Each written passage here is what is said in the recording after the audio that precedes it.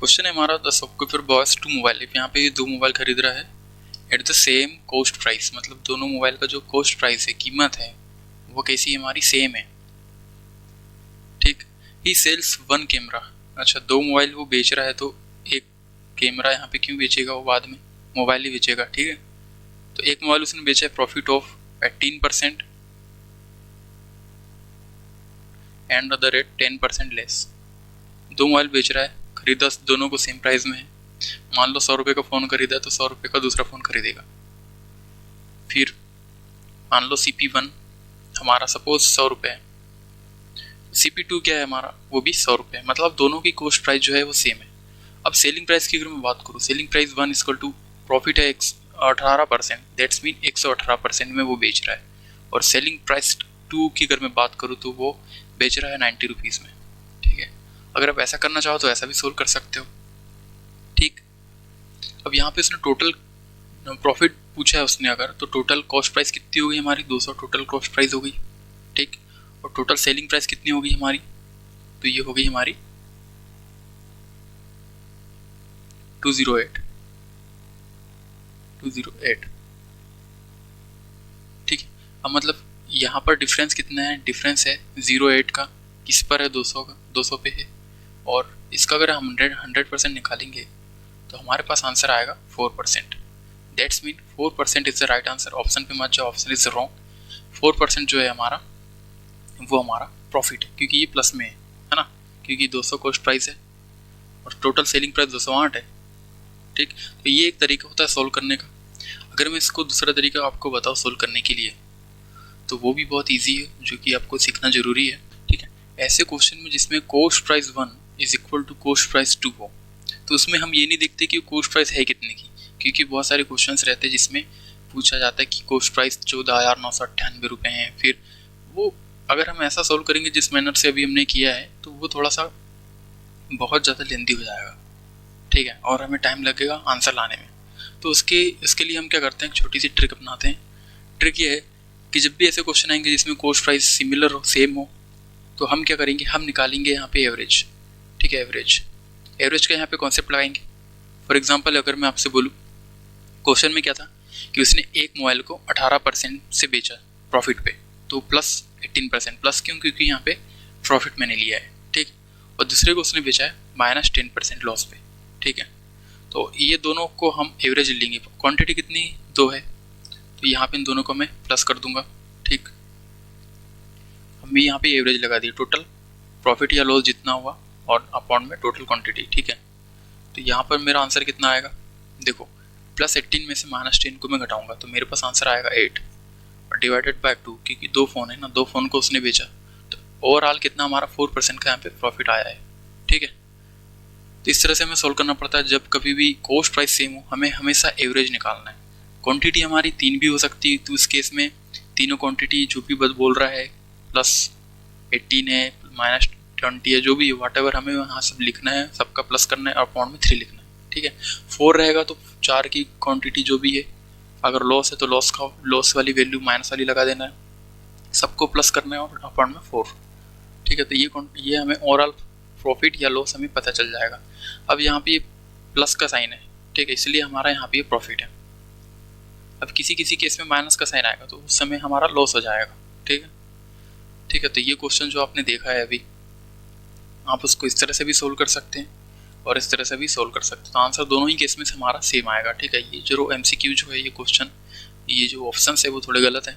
ठीक है, होता है टाइपिंग में मिस्टेक। ठीक है, नाउ मूविंग अहेड, आपको और कॉन्सेप्ट इस पर क्लियर करता हूँ। ठीक है, अभी देखो यहाँ पे आर्टिकल कितने, 3 आर्टिकल है। अब इतने का बेचा उसने, अब हमें क्या करना है, हम इतने का वापस से 15% प्रॉफिट थोड़ी निकालेंगे। ठीक है, या फिर 12.81 प्रॉफिट थोड़ी निकालेंगे, क्योंकि ऐसा करेंगे हम तो बहुत ज़्यादा टाइम हमारा चला जाएगा।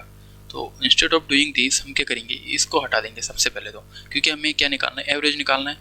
ठीक है, एवरेज में सबसे पहले क्या करना है, अगर 15.69 प्रॉफिट उसे बोल रहा है, 15.69 प्रॉफिट मतलब ये प्लस की वैल्यू है। ठीक, प्लस करना है हमें, 12.81 प्रॉफिट है तो ये भी 12.81।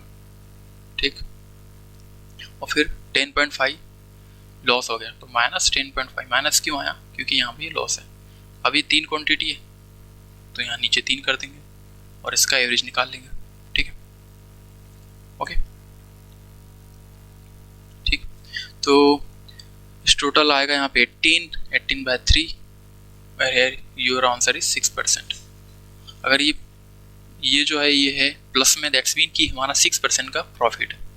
ठीक, देख लो इसको एक बार।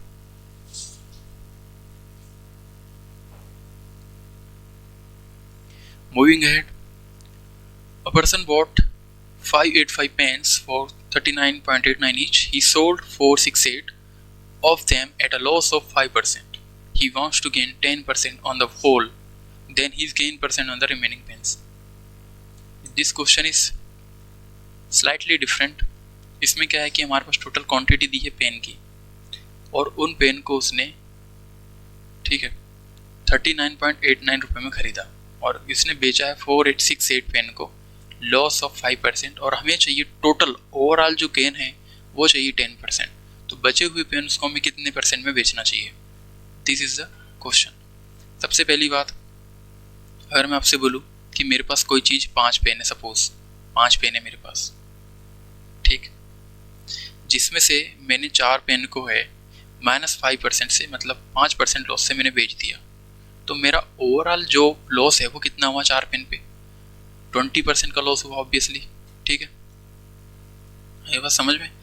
5 पेन थे मेरे पास तो 4 पेन मैंने बेचा 5% की लॉस पे, तो टोटल लॉस मेरा 4 पेन पे कितना हुआ? 20%। ठीक, ये मेरा लॉस हुआ। अब मैं बचे हुए एक पेन को कितने परसेंट, ठीक है, इसलिए मैंने क्या लगा दिया x%, कितने परसेंट पे बेचूंगा, जो कि मेरा जो ओवरऑल यहाँ पे प्रॉफिट आएगा ना वो मेरा 10% आएगा। ठीक, तो उसके लिए मैं क्या करूँगा, एवरेज हमारा कितना आना चाहिए? 10% आना चाहिए। तो 10% मैंने यहाँ लिख दिया इक्वल टू -20, यही मैंने एवरेज का कॉन्सेप्ट यहाँ पे लगा दिया हूँ। ठीक है, प्लस एक्स क्योंकि हमें नहीं पता और हमें एक्स की वैल्यू फाइंड आउट करनी है।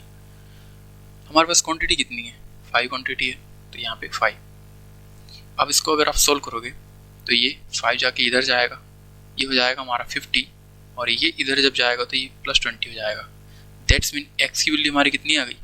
70 आ गई। ठीक है, इस तरह से हमें सोल्व करना पड़ता है। आई बस समझ में? अब आ जाओ, अब आते हैं इस पर क्वेश्चन पे। क्वेश्चन क्या कह रहा है? क्वेश्चन ये कह रहा है कि हमारे पास कितनी क्वांटिटी है? 585 क्वांटिटी है। अब ऐसे केस में हमने क्या किया, 4, 6, 8 जो भी पेन था उसको लॉस पे बेच दिया। कितने लॉस पे? 5% लॉस पे। बचा कितना हमारे पास? 117। ठीक है, अब ऐसे केस में ये जो क्वांटिटी है, अब इसको आप वापस से 5 से मल्टीप्लाई करोगे तो बहुत ज़्यादा मुश्किल हो जाएगी।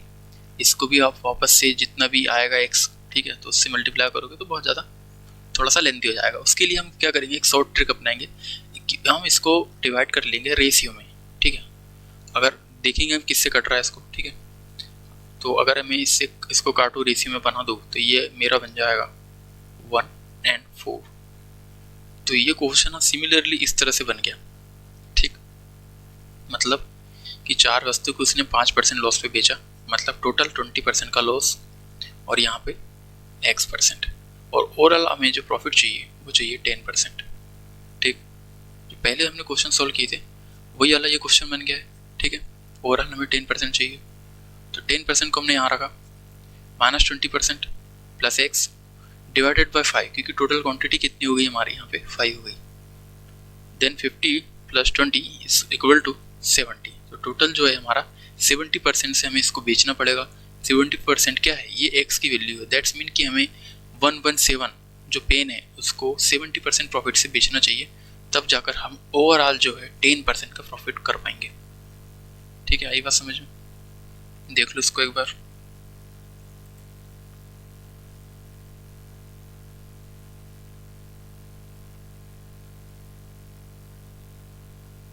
ठीक है, आगे बढ़ते हैं। 2/3 of consignment was sold at profit of 5%। अब यहाँ पे 2/3 मतलब 2/3 को 2/3 लिख दो आप। 2/3 ऑफ कंसाइनमेंट बेचा है कितने प्रॉफिट से? 5% की प्रॉफिट से बेचा है, प्लस लगा दो। ठीक है, and the remaining eight the loss of 2%, -2%। अब मेरे को एक बात बताओ, 3 में से 2 बेच रहे हैं आप, तो यहाँ पर कितना बचेगा? 1/3 बचेगा ना। दैट्स मीन 2 को आपने 5% पे बेचा, तो 1 पर आपने -2% पे बेचा, ठीक है। और टोटल कितना था आपके पास? 3 था, ठीक। If the total profit was 400 rupees, तो 400 रुपीज क्या है? ये हमारा टोटल प्रॉफिट है, ठीक। Then the value of consignment was, तो टोटल कंसाइनमेंट की हमें वैल्यू फाइंड आउट करनी है। ये जो टोटल प्रॉफिट है, तो उस केस में हमें टोटल प्रॉफिट की वैल्यू हमें फाइंड आउट करनी है। दैट्स मीन इसका एवरेज निकालना है, +5 प्लस -2%, ठीक। और कितने कंसाइनमेंट हमारे पास? हमारे पास है 3 कंसाइनमेंट, ठीक। लेकिन इसको अभी हम प्लस नहीं करेंगे, क्योंकि इसको देखो ये गलती होती है जो अभी मैं करने जा रहा था, ठीक है। अभी डायरेक्टली प्लस नहीं करना है इसको, हमको इसको डिवाइड भी तो करना है ना कि किस पर कितना % का प्रॉफिट हुआ है। ये +5 जो % है वो एक क्वांटिटी पे हुआ है, तो यहाँ क्वांटिटी कितनी है? 2 है। दैट्स मीन यहाँ पे 10% प्लस आएगा, ठीक। और यहाँ पे 1 है, दैट्स मीन यहाँ -2%। अब इसका मैं एवरेज निकालूंगा अब, ठीक है। तो 10% प्लस 2%, सॉरी -2, ठीक। और आप अपॉन में कितना आएगा यहाँ पे? Divided by 3, that's mean 8/3। 8/3 is the value of 400, ठीक है। इसका मतलब क्या है? इसका मतलब ये है 400 अगर 8/3 की वैल्यू है तो 100% कितनी? मतलब क्योंकि मुझे यहाँ पर टोटल प्राइस निकालना है कंसाइनमेंट का, तो मैं इस तरह से निकालूंगा, ठीक है। और जब आप इसको सोल्व करोगे, ये 3 जो है ऊपर जाएगा, 8 नीचे है, ठीक। ठीक, ये 100 और ये 2 और ये 50, तो 5 थी 15 और 2 जीरो एक्स्ट्रा, ठीक है, 3 जीरो एक्स्ट्रा, ठीक है। तो ये हमारा पास 15,000 जो है कंसाइनमेंट की वैल्यू है, ठीक है। तो 15,000 इज द राइट आंसर, ठीक। देख लो इसको एक बार कैसे सोल्व किया हूँ। Moving ahead, now question is a dealer bought some toys for 1800 rupees. He sold 40% of these at loss of 15% and 33.33 of the remaining toys at 20% profit. At what percent profit should he sell to remaining toys to earn the overall profit of 10%? अब ऐसे question में हमेशा same सम toys को खरीदा उसने इतने रुपए में, दैट्स मीन की कॉस्ट प्राइस हमारी सेम है। हमको क्या निकालना? ओवरऑल प्रॉफिट की जब भी बात करें एवरेज फार्मूला में लगाना है। चलिए वापस से एवरेज फार्मूला लगाते हैं।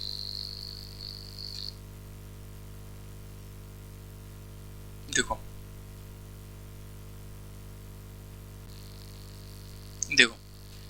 अब ये जो वैल्यू दी है इसको हमें कुछ नहीं करना है, ठीक है। उस केस में जब हमको परसेंटेज दिया और निकालना परसेंटेज हो, तो हम यूज़ करेंगे केवल परसेंटेज का, ठीक। अब उसने 40% ऑफ दीज 40% बेचा 100 में से, ठीक है। 100 में से 40% को बेचा। 40% की वैल्यू क्या है? अगर मैं इसको फ्रैक्शन में निकालूंगा, क्या आएगी इसकी वैल्यू? इसकी वैल्यू आएगी 4/10। दैट्स मीन कि 10 में से 4 की बात वो कर रहा है, ठीक है। 10 में से वो 4 की बात कर रहा है, ठीक। मतलब 10 आइटम में से 4 आइटम उसने बेचा, प्रॉफिट ऑफ 15%, प्रॉफिट ऑफ 15%, ठीक। And 33.33 of the remaining toys at 20% profit. अब यहाँ पे इतना जो टॉयज बचे हैं, अब बचे वास्तव में बचा कितना टॉयज बचे हमारे पास 6। अब इसका 33.33 इसकी वैल्यू क्या होती है? इसकी वैल्यू होती है 1/3। तो इसमें से 1/3 जो उसने बेचा है, दैट्स मीन उसमें से दो चीज़ को उसने बेचा है 20% की प्रॉफिट पे, ठीक है।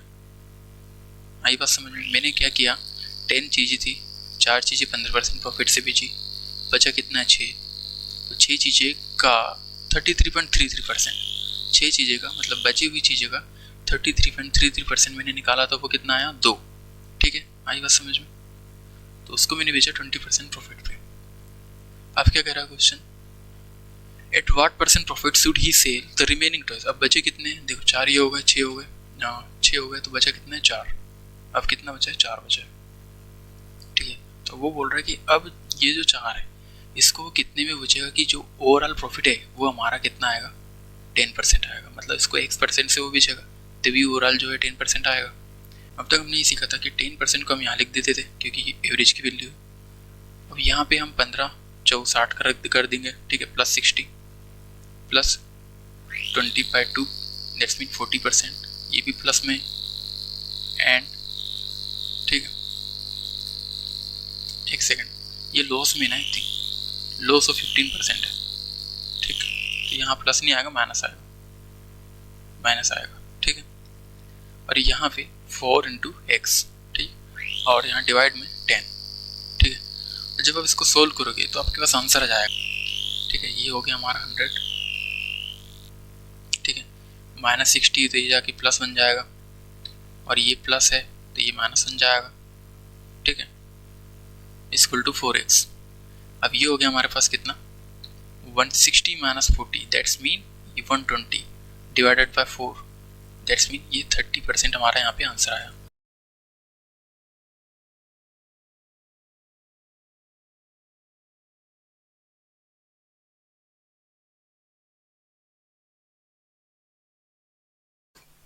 दो चीज़ों को उसने सेम प्राइस में बेचा। The first was sold at 20% loss and the second at 20% profit. वैसे क्वेश्चन को आपको दो तरीके से ऐसे क्वेश्चन आ सकते हैं, ठीक है। पहली बात तो ये जो क्वेश्चन है हमारा वो उसमें क्या है, उसमें हमारा सेलिंग प्राइस हमारा क्या है, सेम है, एसपी हमारा कैसा है, सेम है। पहली बात तो ये। अभी तक हम क्या देख रहे थे, अभी तक हम देख रहे थे कि जिसमें कॉस्ट प्राइस जो है हमारा वो सेम है, CP1 = CP2 था। लेकिन ये जो क्वेश्चन है जिसमें CP1 जो है वो इक्वल है CP2 के, दो हॉर्स को उसने बेचा सेम प्राइस पे, प्राइस उसने बता दिया, ठीक है।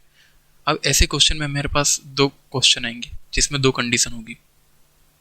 कंडीशंस, पहली कंडीशन ये हो सकती है कि हमारा जो प्रॉफिट परसेंटेज है वो इक्वल हो लॉस परसेंटेज के, ठीक, हमारा जो प्रॉफिट परसेंटेज हो वो इक्वल हो लॉस परसेंटेज के। और ऐसे केस में हमेशा ध्यान रखना, जब भी ऐसी सिचुएशन आएगी हमेशा हमें क्या होगा, हमें हमेशा लॉस होगा, ठीक, ठीक है। सेकंड कंडीशन क्या है, सेकंड कंडीशन ये है कि जो प्रॉफिट परसेंटेज है वो इक्वल नहीं होगा लॉस परसेंट के, ठीक है।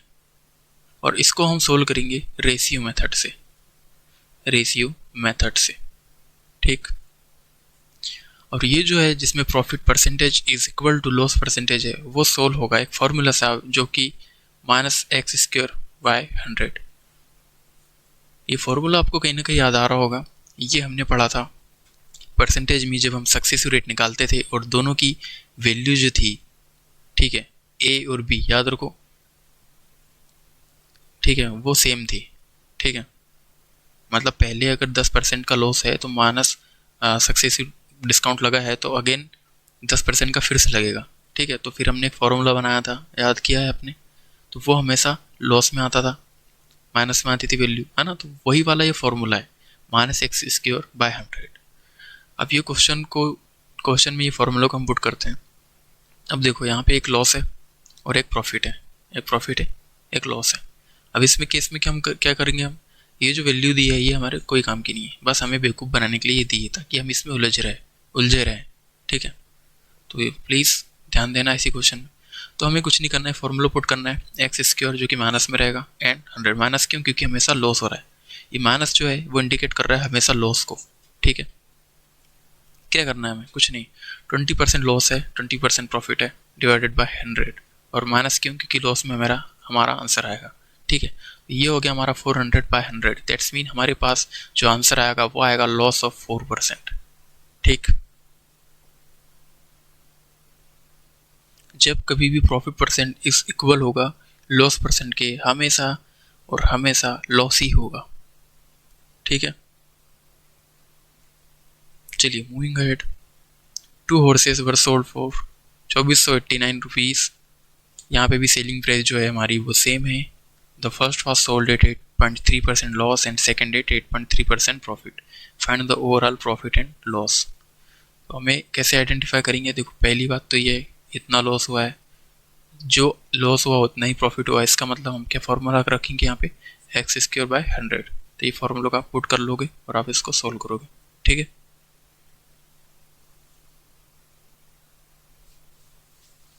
Moving ahead, 2 article are sold for 975 each, यहाँ पे भी सेलिंग प्राइस सेम है हमारा। No one seller gain, the seller gain 30% profit and other he losses 25%। अब यहाँ पे ये डिफरेंट है। अब ऐसे केस में हम क्या करेंगे, ये सेकंड वाली कंडीशन है जिसमें प्रॉफिट परसेंटेज है is not equal to loss percentage, ठीक है, ये वाली कंडीशन है ये। तो इसमें हम कैसे सोल्व करेंगे, देखो सेलिंग प्राइस 1 क्या है हमारा, 30% का प्रॉफिट है, ठीक। एंड सेलिंग प्राइस 2 जो है हमारा वो है -25%, दैट्स मीन माइनस क्यों, क्योंकि ये लॉस में, ठीक है, लॉस में इसलिए। Now what will we do, हम क्या करेंगे, सबसे पहले देखो जो जो वो बोल रहा है ना वो हम सेम रखेंगे। फॉर एग्जांपल मैंने आपको बोला था अगर सेलिंग प्राइस 1 है और सेलिंग प्राइस 2 है, कॉस्ट प्राइस 1 है और सेलिंग प्राइस 1 है, कॉस्ट प्राइस 2 और सेलिंग प्राइस 2 है, तो उस केस में अगर सेलिंग प्राइस हमारा सेम है तो हमें सेलिंग प्राइस को सेम बनाना पड़ेगा। मतलब ये जो वैल्यू है इसको हमें सेम बनानी पड़ेगी, ठीक है। अब आपको वही वाला कॉन्सेप्ट याद आ रहा होगा, मिल्क एंड वाटर का रेशियो वाला, ठीक है, कि जिसमें अगर कोई चीज़ चेंज नहीं होती तो उसको हम सेम करते हैं। अब यहाँ पे देखो 30% की वैल्यू क्या होती है मुझे बताओ आप। 30% का बट्टा निकालोगे तो कैसे निकालोगे, इसको अपॉन में 100 करोगे और इस तरह से आप बट्टा निकालोगे। मतलब सेलिंग प्राइस का जो बट्टा निकला वो 3/10 है। इसका मतलब ये है जो नीचे जो वैल्यू होती है वो ओरिजिनल वैल्यू होती है। इसका मतलब नीचे की वैल्यू कॉस्ट प्राइस है और बेचा कितने में, मैंने 10 की चीज़ को बेचा 13 में। मतलब ये कॉस्ट प्राइस 1 है और ये सेलिंग प्राइस 1 है, ठीक है। अब आओ इस पर 25%। 25% की वैल्यू क्या होती है, 25% की वैल्यू सब बच्चा बच्चा जानता है कि 25% की वैल्यू 1/4 होता है। 4 क्या है हमारा, 4 हमारा कॉस्ट प्राइस है। अब यहाँ पे अगर ये माइनस में है दैट्स मीन ये लॉस है, मतलब 4 में 1 का लॉस, मतलब 4 में 1 का लॉस है, दैट्स मीन मैंने इसको 3 में बेचाऊंगा तब जाके 1 का लॉस है, ठीक है ना। अगर 4 में मैं बेच रहा हूँ तो मैं मतलब 4 में मैंने खरीदा हूँ तो 3 में बेचाऊंगा तभी मुझे 1 का लॉस है, तभी मुझे 25% का लॉस हुआ है। तो इस तरह से मैंने यहाँ पे इक्वेशन लिख दिया। ये जो मैंने 4 लिखा हूँ वो मेरा कॉस्ट प्राइस 2 है और ये 3 है, ये सेलिंग प्राइस 2 है। अब मुझे क्या करना है, इस सेलिंग प्राइस 1 और सेलिंग प्राइस 2 को मुझे यहाँ पे सिमिलर करना है, मुझे यहाँ पे इक्वल करना है। तो क्या करूँगा मैं यहाँ पर इन दोनों को मल्टीप्लाई करूँगा, इधर करूँगा 3 से, इधर करूँगा 13 से। आई बात समझ में, इधर 3 से क्यों करूँगा, तभी तो इक्वल होगा, ठीक है। अगर मैंने यहाँ 3 से किया हूँ तो मुझे यहाँ पे भी 3 से करना पड़ेगा। मैंने यहाँ 13 से किया हूँ तो मुझे यहाँ पे भी 13 से करना पड़ेगा 4 के साथ में, ठीक है। तो ये मेरा बन जाएगा, ठीक है। आफ्टर सॉल्विंग दिस क्वेश्चन 30 की चीज़ मैंने बेचा हूँ 13 × 3, ठीक है। और यहाँ पे मैंने 13 54 इसकी चीज़ मैंने खरीदा हूँ किस में, 13 × 3 में, ठीक है। तो अब ये सेलिंग प्राइस जो है मेरी वो कैसी हो गई है, वो सेम हो गई है। अब मैं इसको easily total profit and total loss बता सकता हूँ। ये मेरा है कॉस्ट प्राइस 1 एंड ये कॉस्ट प्राइस 2। सही है यहाँ तक।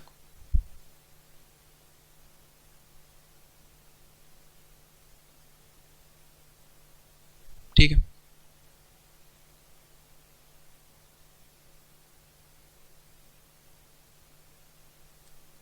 चलिए आगे सोल्व करते हैं। अब यहाँ पे ये 39 आए यहाँ पे इसके आंसर, और यहाँ पे भी 39 है, ठीक है। इसका मतलब ये है अगर 39 को मैं 2 बार ऐड कर दूँ तो ये मेरा टोटल सेलिंग प्राइस कितना हो गया, वो 78 हो गया। 78 क्या मेरा सेलिंग प्राइस है टोटल, और टोटल कॉस्ट प्राइस जो है मेरा वो कितना हो गया, देखो यहाँ पे ये हो गया मेरा 82, ठीक है। मतलब मैंने 82 की चीज़ 78 में भेज दी। कितने का नुकसान हुआ मेरा, मेरा नुकसान हुआ 4 का। किस पर हुआ, कॉस्ट प्राइस क्या था मेरा 82 था, और अगर मुझे इसका परसेंटेज फाइंड आउट करना है तो मैं परसेंटेज का फॉर्मूला यहाँ पे लगा दूंगा, ठीक है। अब मैं इसको सोल्व करूँगा अगर, तो मेरा आंसर आएगा लगभग 4.9%, और ये जो 4.9% है वो आएगा लॉस में, क्योंकि हमें यहाँ पे क्या नुकसान हुआ है, नुकसान हुआ है। मतलब हमने 82 की चीज़ 78 में बेच दी है, ठीक है। तो इसका मतलब आंसर क्या होगा हमारा 4.9% लॉस, ठीक है। Option A is the correct answer.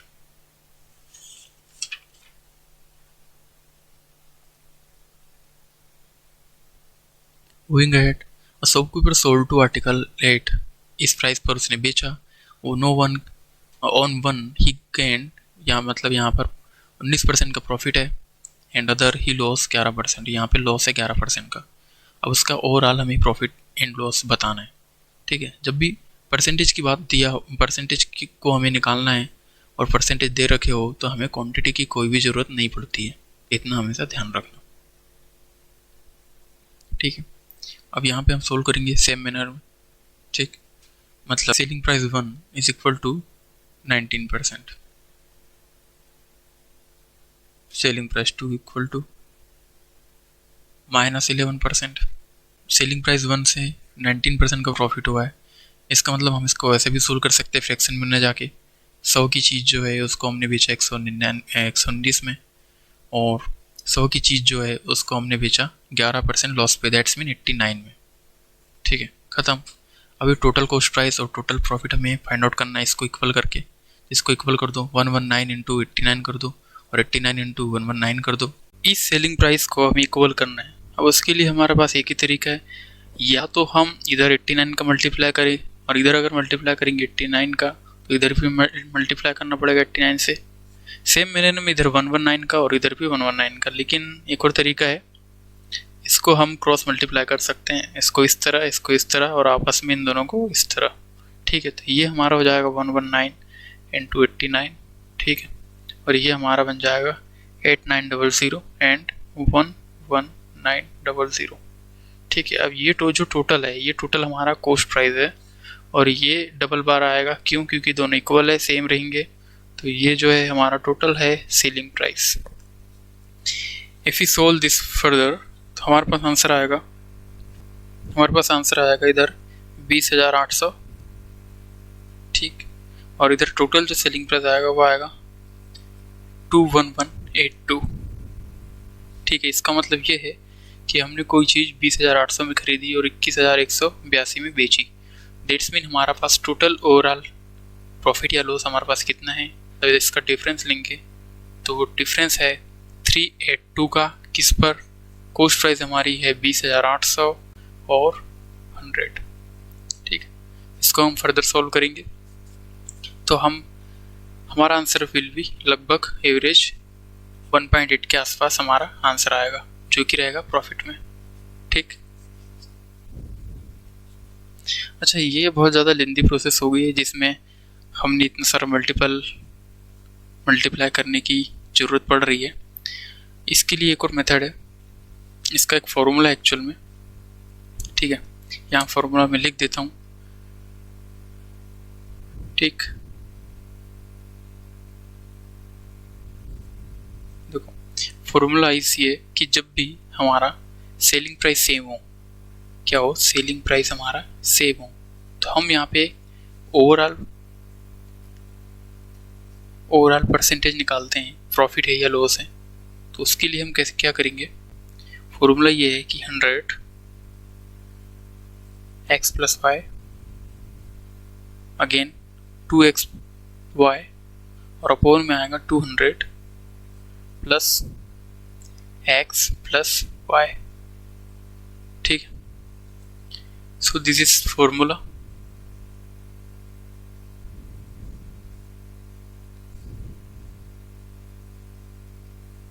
ठीक।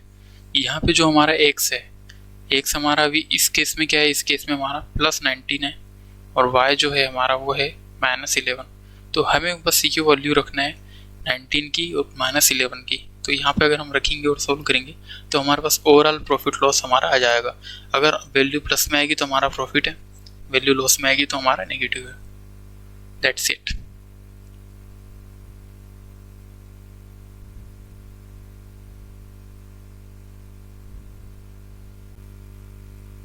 अब ये क्वेश्चन ऐसा भी आ सकता है हमारे पास, जिसमें हमें ये जो अभी अपने क्वेश्चन सोल्व किया था पीछे, ठीक है, जिसमें क्या था, आर्टिकल जो है, 2 आर्टिकल है जिसका सेलिंग प्राइस जो है वो सेम है, ठीक है।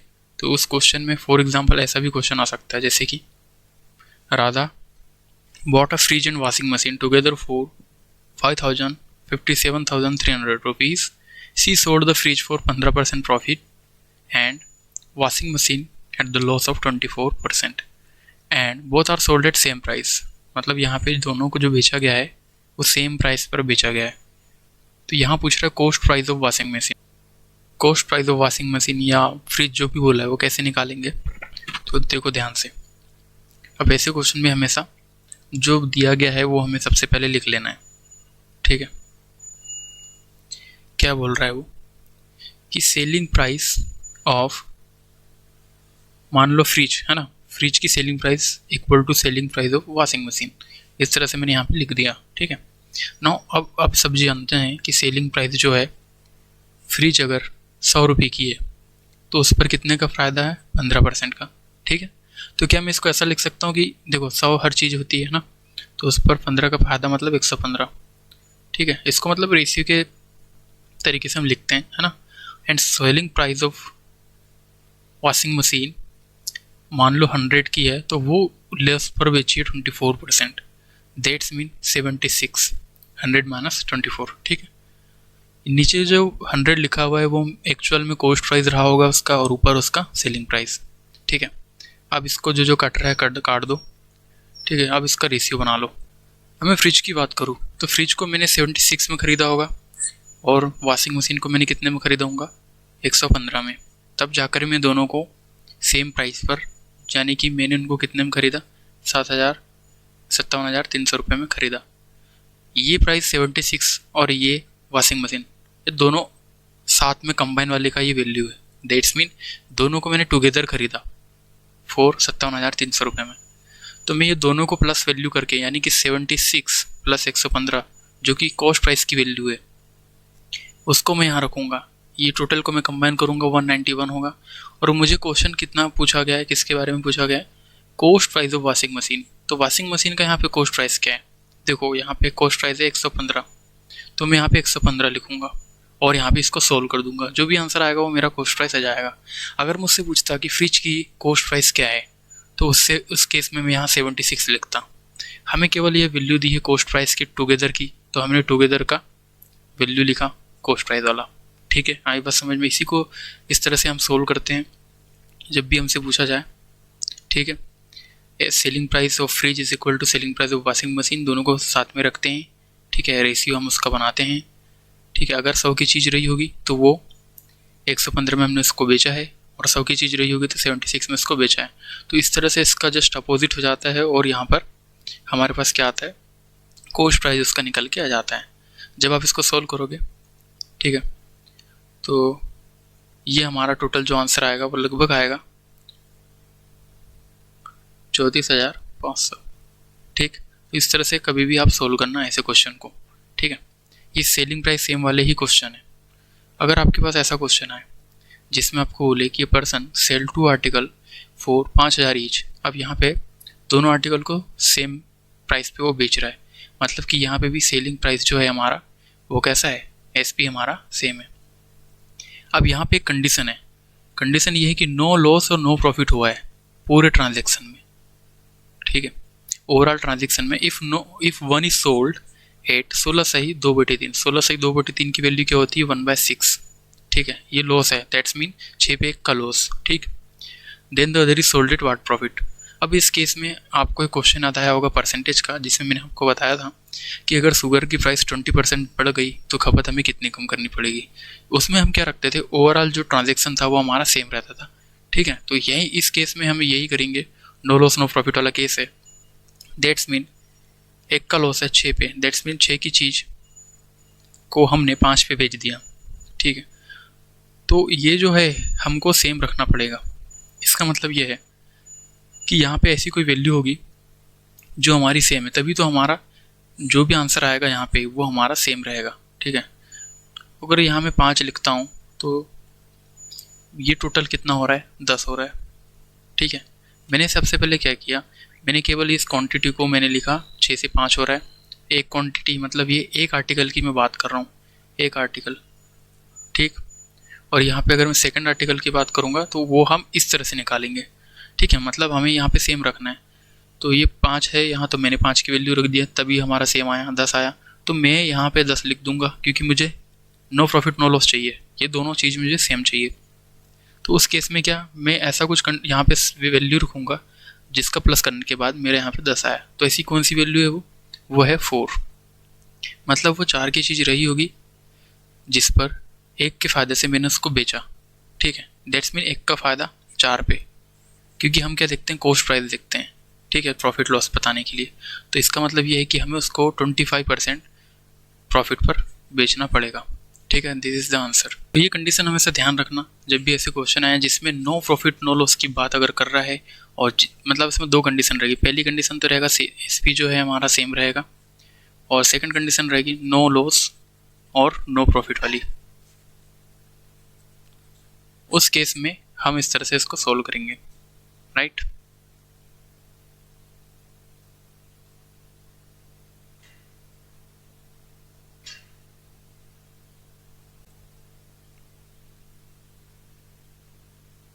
अच्छा, अब इसी क्वेश्चन को हम इस तरह से सोल्व कर सकते हैं।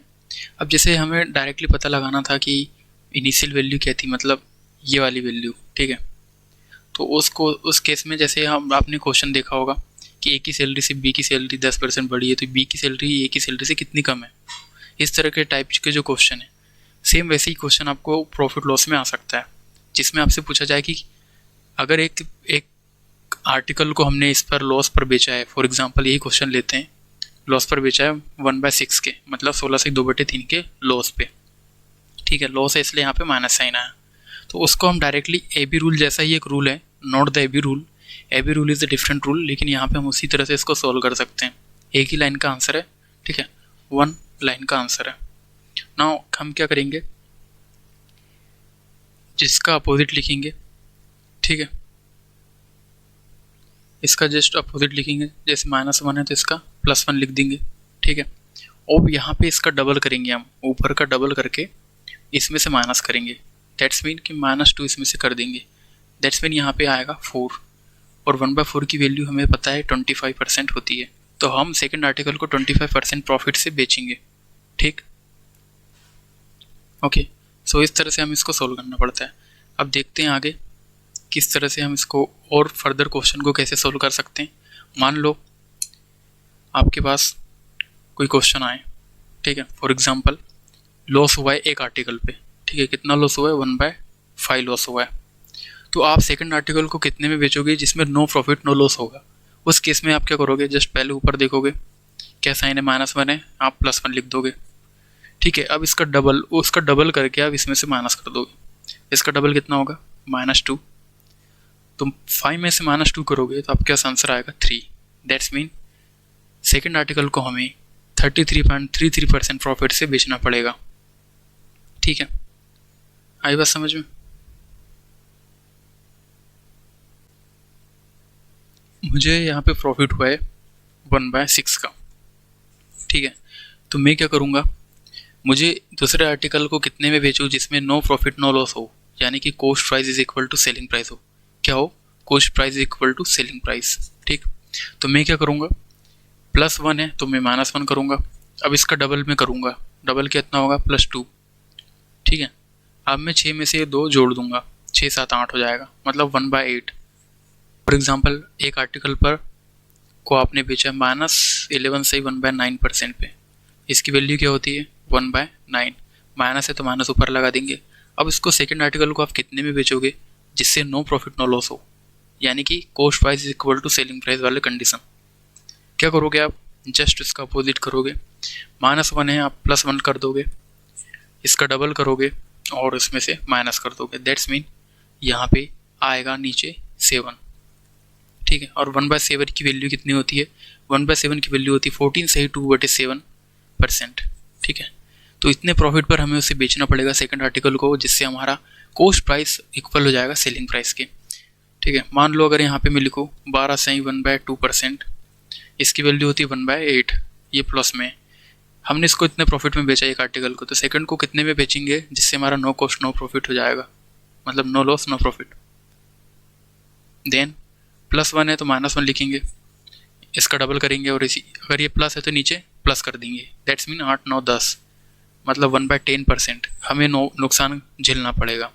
मतलब हम अगली चीज़ को 10% के लॉस पर बेचेंगे, तब जाके हमारा क्या होगा, नो लॉस नो प्रॉफिट हमारा होगा। ठीक है, तो इस तरह से ध्यान रखना, ये ए बी रूल नहीं है, A B rule is the different. ठीक है, लेकिन उस टाइप का है ये थोड़ा सा। ठीक है, ऐसे क्वेश्चन इससे सोल्व हो जाते हैं। ठीक है, तो ये आपका ये क्वेश्चन भी कंप्लीट हुआ, आपका ये वाला क्वेश्चन जो है ये भी कंप्लीट हुआ। ठीक है, मूविंग हेड नेक्स्ट टाइप की ओर बढ़ते हैं। तो इसमें एक और फॉर्मूला है जिसमें सेलिंग प्राइस हमारी सेम रहती है। ठीक है, एक स्पेशल फार्मूला है जिसके बारे में मैं आपको बताना चाहता हूँ।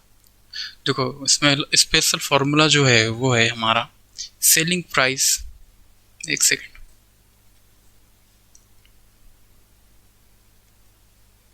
वह है हमारा सेलिंग प्राइस 1 अपॉन में जितनी भी क्वांटिटी है, ठीक है, उसका मल्टीप्लाई होगा 100% से, क्योंकि हर चीज़ क्या रहती है 100% रहती है, और अपॉन में 100 प्लस माइनस प्रॉफिट या फिर लॉस का परसेंटेज जो भी होगा। अगर प्रॉफिट हो रहा है तो प्रॉफिट, लॉस होगा तो लॉस। ठीक है, इसका इक्वल होगा सेलिंग प्राइस 2 के, और सेलिंग प्राइस 2 का जितना भी क्वांटिटी है, क्वांटिटी 2 मल्टीप्लाई बाय 100% और अपॉन में 100 प्लस माइनस, प्लस अगर प्रॉफिट है तो, माइनस अगर लॉस है तो। ठीक है, और उसका परसेंटेज। क्वेश्चन में ये सब चीज़ें आपको दी रही होगी। आपको दिया होगा सेलिंग प्राइस 1, आपको निकालना पड़ेगा सेलिंग प्राइस 2। ठीक है, या इस तरह से क्वेश्चन आ सकता है, या फिर आपको दिया सकता है कि क्वांटिटी 1 आपको दिया है, क्वांटिटी 2 निकालना है, तो इन चारों में से, ठीक है, कोई भी चीज़ आपको निकालनी रहेगी। अब ये फॉर्मूला बना कैसे है, देखो, अब ये 100% से 100% कट जाएगा। अब अपने पास क्या बच रहा है, अपने पास बच रहा है केवल सेलिंग प्राइस 1 अपॉन में क्वांटिटी 1 और 100 प्लस अगर प्रॉफिट है तो, माइनस अगर लॉस है तो। ठीक है, और उसका परसेंटेज सेम यहाँ पे SP2 बचा है, क्वांटिटी 2 एंड 100 में अगर हम प्लस करेंगे कब प्रॉफिट होगा तो, माइनस करेंगे जब लॉस होगा तो, और उसका परसेंटेज। तो ये हमारा स्पेशल फार्मूला है, इसका एक क्वेश्चन हम देखेंगे। ठीक है, और इसको आप करोगे सोल्व। ठीक है, चलिए मैं बताता हूँ आपको एक क्वेश्चन। जैसे कि यहाँ पे देखो, by selling 3 dozens of oranges ₹4,405। ठीक है, मतलब यहाँ पे क्या दिया है, पहली बात तो यहाँ क्वांटिटी 1 दिया है, और यहाँ पे आपको क्या दिया है, सेलिंग प्राइस 1 दिया है। ठीक है, और उसको लॉस हो रहा है 25% का। How many oranges should he sell for ₹288 if you need to earn profit of 20% in whole transaction. अब यहाँ पे हमें सेलिंग प्राइस हमारा यही सेम हमारा सिचुएशन है, सेलिंग प्राइस हमारा दिया है। ठीक है, हमने इसको बेचा सेलिंग प्राइस 1 पर 405 पर, और यहाँ पर 3 डजन हमने यहाँ पे बेचा, और हमारा लॉस हुआ 25% का। अब हम उसको कितने में बेचे, मतलब 288 में बेचेंगे, जिससे हमारा 20% का प्रॉफिट होगा। तो हम कितने ऑरेंजेस इसको बेचेंगे। ठीक है, ये क्वेश्चन हमको दिया है। नाउ सबसे पहले जो फॉर्मूला आपको लिखवाया था वो लिख लो, सेलिंग प्राइस 1 अपॉन में जितनी भी क्वांटिटी है, क्वांटिटी 1। देखो 100 प्लस अगर प्रॉफिट हो रहा है तो, माइनस करोगे अगर आपका लॉस हो रहा है तो पहले तो मैं फॉर्मूला लिख देता हूँ, फिर हम इसको फर्दर सॉल्व करेंगे। ठीक है, क्वांटिटी 2 100 प्लस माइनस प्रॉफिट या लॉस परसेंट। ठीक, चलिए देखो, अब यहाँ पर हमारा पास सेलिंग प्राइस क्या दिया है, सेलिंग प्राइस 1 405, तो 405 में लिखूंगा यहाँ पे, अपॉन में क्वांटिटी 1, क्वांटिटी कितनी है हमारी 3 डजन, मतलब 3 इंटू, एक डजन में कितने ऑरेंजेस आएंगे, ठीक है, हमारे 12 आएंगे, तो 3 इंटू 12, ठीक है, इंटू 100। अब यहाँ पे कितना हमको प्रॉफिट हुआ है, लॉस हुआ है, लॉस हुआ, तो 100 माइनस 25 करेंगे हम यहाँ पे। ठीक है, 25%। ठीक, इक्वल टू सेलिंग प्राइस 2 कितना है हमारा, 288 रुपीज़, 288, और हमको कितना क्वांटिटी हमको बेचना है, तो क्वांटिटी हमें निकालना है, तो हम जैसा वैसा क्वांटिटी 2 यहाँ रख देंगे और मल्टीप्लाई करेंगे। हमको चाहिए 100 प्लस 20% का प्रॉफिट चाहिए हमको। ठीक है, तो 100 प्लस 20% हम यहाँ पे लिखेंगे। ठीक है, हम इसको फर्दर सॉल्व करेंगे। ये हमारी इक्वेशन बन गई है। अब देखो 405 and 3 into 12 into 75 equal to 288 quantity 2 into 120, वो हमारा 16 है। ठीक है, वो हमारा 16 आंसर है। ठीक है, तो ये कॉन्सेप्ट आपको क्लियर हुआ क्या? इसको सॉल्व कर लीजिएगा आप। ठीक है, जो भी इसको काट पीट के सॉल्व करोगे आप, ये 3 से कट जाएगा, 3 एकम 3 और फिर ये 135 बार जाएगा। ठीक है, थोड़ा सा हार्ड है, टाइम लगेगा, तो इसलिए मैं नहीं कर रहा हूँ।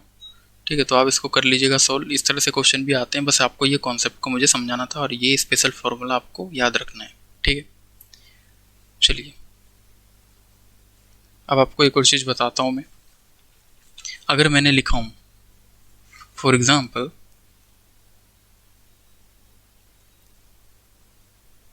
कोई क्वेश्चन है, फॉर एग्जाम्पल कि किसी वस्तु को मैं कोई वस्तु है मैंने, ठीक है, कोई वस्तु है, उसको मैंने सबसे पहले कितना में बेचा, 78 रुपये में बेचा।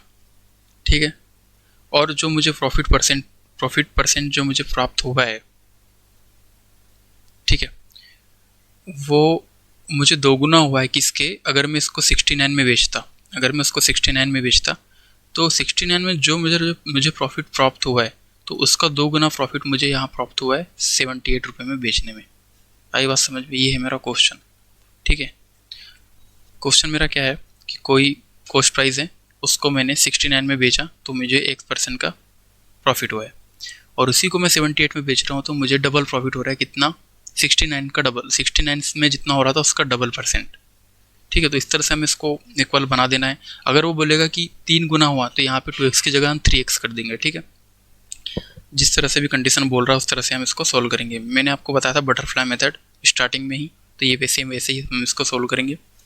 अब देखो यहाँ पे क्वेश्चन में हमको क्या निकालना है, हमको निकालना है कोस्ट प्राइस। कोस्ट प्राइस कितना है? ठीक है, अब देखो यहाँ इसकी डिस्टेंस देखो, इसकी डिस्टेंस है x और इसकी डिस्टेंस भी कितनी हो गई, x हो गई, तभी तो जाके 2x बनेगा। ठीक है, तो सबसे पहले हम क्या करेंगे, हम लेंगे डिफरेंस, मतलब 78 और 69 के बीच का डिफरेंस क्या है, वो है हमारा 9। ठीक है, दैट्स मीन अगर ये 9 है तो हम, मतलब इनके बीच का डिफरेंस अगर 9 है तो यहाँ पे भी डिफरेंस 9 का ही होगा। ठीक है, तो मैं इसको -9 कर दूंगा, तो 69 में से मैं -9 कर दूंगा तो यहाँ पे मेरा कॉस्ट प्राइस कितना निकल के आएगा, 60। तो ऐसे ट्रिकी क्वेश्चन भी आते हैं, तो प्लीज़ ध्यान रखिएगा। चलिए एक और कॉन्सेप्ट की ओर बढ़ते हैं। कॉन्सेप्ट ये है हमारा कि अगर मैं बोलूँ कि 20% profit on cost price and 20% profit on selling price, क्या दोनों सेम है? मुझे बताओ, दोनों सेम है क्या? नहीं है। अगर ये 20% प्रॉफिट ऑफ कॉस्ट प्राइस है, दैट्स मीन 20% की वैल्यू क्या होती है, 20% की वैल्यू होती है 1/5। दैट्स मीन ये 5 जो है वो कॉस्ट प्राइस की वैल्यू है। ठीक है, और 20% profit of selling price, that's mean 1/5, तो ये 5 की जो वैल्यू है वो सेलिंग प्राइस की है। इसका मतलब ये है कि मैंने उसको 5 में बेचा तब जाके मेरा 20 का प्रॉफिट हुआ है। ठीक है, मतलब ये नीचे सेलिंग प्राइस आ जाएगा और ऊपर हम इसको किस तरह से निकालते हैं हमने देखा था। ठीक है, अगर मैंने इसको 5 में बेचने पर मेरा फ़ायदा हुआ है, ठीक है, और ठीक है, ये अगर मेरा सेलिंग प्राइस है तो मैं कॉस्ट प्राइस कैसे निकालूंगा, मैं एक माइनस कर दूंगा क्योंकि एक फ़ायदा हुआ था मेरा, ठीक है, सेलिंग प्राइस पे, तो मेरा कॉस्ट प्राइस था हमारा 4। ठीक है, इस केस में। ठीक, और इस केस में देखो अगर कॉस्ट प्राइस अगर हमारा 5 है, मतलब 1 का फ़ायदा 5 पे, तो मेरा सेलिंग प्राइस कितना हो जाएगा, 6 हो जाएगा। ठीक है, आई बात समझ में?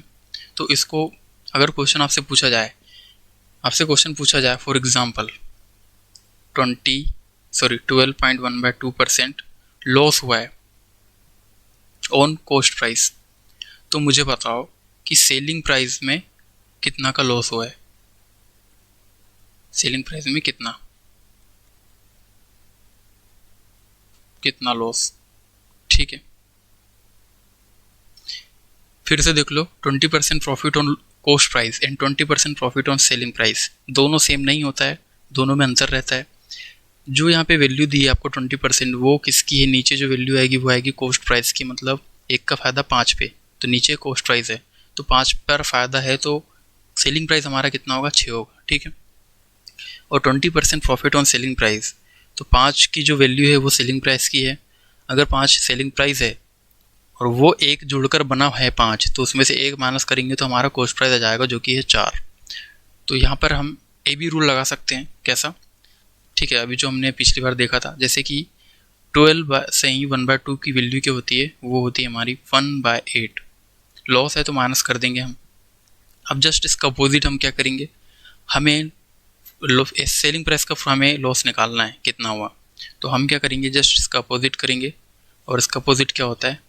+1, एंड 8 में से 1 घटा देंगे, ठीक है, तो हमारे पास आएगा 1/7। तो 1/7 इज़ द राइट आंसर। हमें लॉस हुआ है सेलिंग प्राइस पर 1/7 का, ठीक है, ये इसका आंसर है।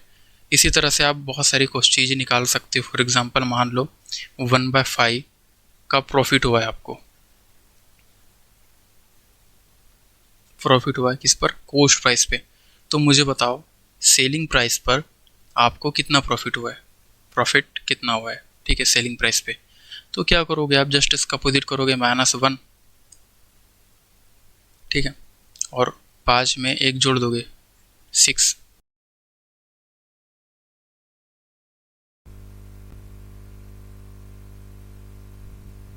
अब यहाँ पे क्वेश्चन क्या है? क्वेश्चन है कि यहाँ पे कि अ शॉपकीपर सोल्ड 2 आइटम्स, उसने 2 आइटम को बेचा। Selling price of first item equal to the cost price of second item. इसका मतलब ये है कि selling price of one item equal to cost price of second item. इसको हमें यहाँ पे अब इक्वल करना है। दैट्स मीन कोई वस्तु है CP1 है और SP1 है, और फिर CP2 है और SP2 है, क्योंकि जो खरीदा होगा उसी को बेचा होगा। उस केस में जो SP1 है, सेलिंग प्राइस 1 है, इक्वल होगा SP2 के। तो ये वाली कंडीशन है, इसमें हमें इसको मल्टीप्लाई करके यहाँ पे इक्वल करना पड़ेगा, ठीक है। Now what is the question? Question is की profit of 20%, first item profit of 20%, that's mean कि कोई चीज़ 100 की रही होगी वो 120 में बेची हमने। Second item loss 100%, 10%, that's mean 100 की चीज़ हमने लॉस करी है, कितने में बेची? 90 में। हमें इन दोनों को इक्वल करना है। इसको हम ऐसे भी ना करके हम इसको और शॉर्ट में ले सकते हैं। हम इसको ले सकते हैं कि कोई जो चीज़ है, मतलब 20% की वैल्यू की होती है 1/5, मतलब 5 की चीज़ हमने 6 में बेची, ठीक है। ये हमारा कॉस्ट प्राइस है और ये हमारा सेलिंग प्राइस है। अब क्या कह रहा है? सेकंड लॉस हो रहा है 10% का, मतलब 10% की वैल्यू क्या होती है? 1/10 होती है, मतलब 10 की चीज़ को 9 में बेचा। अब यहाँ पे हम इसको इक्वल कर सकते हैं, या तो तुम इन दोनों को इक्वल करो या तो इसको इक्वल करो। कैसे इक्वल करोगे? इधर 10 है तो इधर 10 से मल्टीप्लाई कर देंगे, इधर 6 से मल्टीप्लाई कर देंगे। अब ये पूरी लाइन में 6 का मल्टीप्लाई करेंगे हम, ठीक है, और इधर पूरी लाइन में 10 का। सो बेसिकली हमारा आंसर कितना आएगा? देखो ये 60 हो जाएगा, ये भी 60 हो जाएगा, ये हो जाएगा हमारा 50, ये हो जाएगा हमारा 54। टोटल कॉस्ट प्राइस हमारा निकल गया 110, ये हमारा कॉस्ट प्राइस है। और टोटल सेलिंग प्राइस, ये भी सेलिंग प्राइस 1 है, सेलिंग प्राइस 2 है, वो हमारा जाएगा 60 + 54, दैट्स मीन 4 114, ठीक है। दैट्स मीन हमारे पास प्रॉफिट हुआ है 4 का, किस पर? 110 पे। अब इसका हम प्रॉफिट परसेंटेज निकाल देंगे, हमारे पास आंसर आ जाएगा, ठीक है, 40/11, 40/11, लगभग 3.6 के पास आ रहा है ये। तो यहाँ पे नॉन ऑफ दिस के साथ जाएंगे, ठीक है, ठीक है। क्वेश्चन कह रहा है article was sold at 12% profit, ठीक है, आर्टिकल को बेचा गया 12% प्रॉफिट पे। अगर had it been purchased at 10% less, अगर उसी आर्टिकल को 10% कम से हम खरीदते और सोल्ड करते 5.75 रुपये मोर, ये रुपये में है, ठीक है, there would have been profit of 30%। तो वहाँ कितना प्रॉफिट होता? 30% का। Find the cost price of the article. अब ऐसे क्वेश्चन में जहाँ पर हमें डिफरेंस दिया हो, अब यहाँ पे आपको एक क्वेश्चन याद आना चाहिए। किसी बच्चे ने 15% मार्क्स गेन किया और वो 20 मार्क्स से फेल हो गया, किसी ने 30% लाया और वो 50 मार्क्स से उसने एक्स्ट्रा लाया। ऐसे वाले क्वेश्चन में हम क्या लेते थे? डिफरेंस लेते थे। परसेंटेज का चैप्टर ध्यान याद रखो, इसलिए आपको सबसे पहले मैंने परसेंटेज पढ़ाया हूँ ताकि आपके सारे कॉन्सेप्ट क्लियर हो जाए। तो यहाँ पर भी हम उस तरह से ही गैप दिया हुआ है, ठीक है, और डिफरेंट की वैल्यू दी है और उस डिफरेंस के इक्वल में रख के हमारी वैल्यू का वैल्यू को रखकर हमें कॉस्ट प्राइस यहाँ पे निकालना है। दैट्स मीन हर चीज़ 100 होती है, ठीक है। 112% प्रॉफिट उसने बेचा, लेकिन वो कह रहा है कि अगर उसको 100 रुपये में न खरीद के 10% लेस यानी कि 90 रुपये में खरीदा होता और प्लस कितना रुपये 5.75 रुपये ज़्यादा में उसको बेच दिया होता तो कितना प्रॉफिट होता? 30%। अच्छा, अब मुझे आप बताओ कि प्रॉफिट जो होता है किस पर होता है, सेलिंग प्राइस पे होता है या कॉस्ट प्राइस पे होता है? ऑब्वियसली कॉस्ट प्राइस पे। अब इस केस में हमारा पास कॉस्ट प्राइस 100 नहीं है, 90 है, क्योंकि हमें यहाँ पर अब 10% लेस की बात कर रहे हैं, ठीक है। तो कॉस्ट प्राइस अगर 90 है तो हम डायरेक्टली क्या करेंगे, पहले तो 30% निकालेंगे 90 का। अच्छा, मुझे एक बात बताओ, 90 का 10% कितना होगा? सबसे पहले हम मुझे बताओ, 90 का 10% होगा हमारा कितना? 9 रुपये, ठीक है। अगर ये 90 है तो 90 का 10% उसका हम 1/10 कर देंगे और 9। हमारे पास 30 को वैल्यू में निकालना है, तो मुझे यहाँ पे 30 की वैल्यू निकालना पड़ेगा, तो मैं उसको 3 में मल्टीप्लाई कर दूंगा, ठीक है। तो 9 3 27, दैट्स मीन यहाँ पर तो 27 होगा। 90 में हम 27 को ऐड करेंगे तो 117 आएगा, ठीक है। तो 117 माइनस 112 हमारा 5%, और 5% की यहाँ पे वैल्यू दी है 5.75, that's mean 5.75 is the value of 5। And अगर हम 100% निकाले यानी कि कॉस्ट प्राइस निकाले जो वैल्यू है 100% की, तो हमारे पास आंसर विल बी हमारे पास 115, ठीक है। Option B is the correct answer. इस तरह से हम इसको करते हैं solve. Moving ahead, a person sells an article at the profit of 12%. If he had purchased it for 12% less and sold it for 9% less, he would have gained 27%. What is the original cost price of the article? ऐसे question में क्या करोगे आप, 100 हर चीज़ होती है, 112 में बेचा उसने 12% प्रॉफिट पे, लेकिन वो 12% लेस में उसने खरीदा होता, दैट्स मीन उसने वो सामान कितना खरीदा होता? 100 माइनस 12, दैट्स मीन 88 में वो खरीदा होता तो, और उसने 9 रुपये लेस में उसको बेचा होता, 9 रुपये कम में उसको बेचा होता, तो उसको प्रॉफिट होता 27% का। तो इस केस में हम क्या करेंगे, अब हम 88 का हम निकालेंगे 27%, ठीक है, जो कि होता है कितना? 23.76, ठीक है। ऐड करेंगे 88 में, हमारे पास आंसर विल भी कितना होगा? 111.76, ठीक है, 111.76। और यहाँ पर देखो कितने का डिफरेंस है, 112 की चीज़ थी पहले, मैंने कितने में बेचा उसको? मैंने उसको बेचा हूँ 111.76, ठीक है। इसका मतलब ये है कि मेरे पास 24 की वैल्यू दे रखी है 9 रुपये, ठीक है। तो अगर 9 रुपये मेरे पास वैल्यू है 24 की, 0.24 की सॉरी, तो मेरे पास 100% की वैल्यू कितनी आएगी, ठीक है। तो वो आएगी मेरे पास